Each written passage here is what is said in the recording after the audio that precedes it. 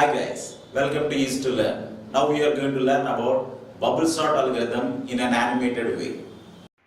Now we are going to learn about bubble sort. Bubble sort is the simplest sorting method.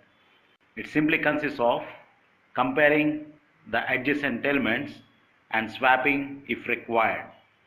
Suppose this is an array. Let us put any random values into this array. Let us suppose these are the values. In bubble sort, we just need to compare and swap the elements which are adjacent to each other. Let me explain this. So now, pass 1. We compare the 0th position element, that is 30, with the first position element, that is 20. Because 30 is greater than 20, 20 is smaller, so we will swap.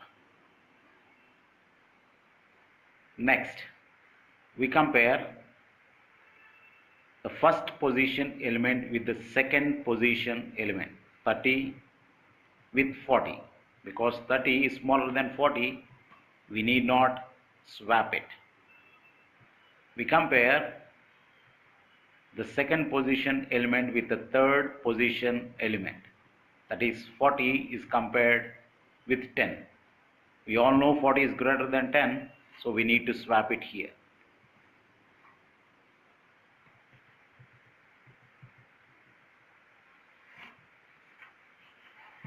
Now, pass 2.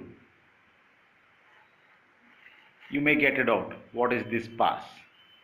This means we will start again. Keep on watching, surely you will understand this. Now let us go to pass 2. So the elements are as shown. So once again we will start with 0th position. Now 20 is compared with 30. As we know 20 is smaller than 30, we need not swap.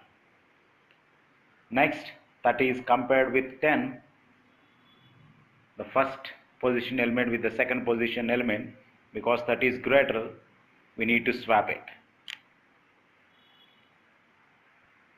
Now, we compare the second position element with the third position element, and 30 is not less than 40, so we need not swap because it is already, these two numbers are in ascending order. So this completes pass 2. Now let us move on to pass 3.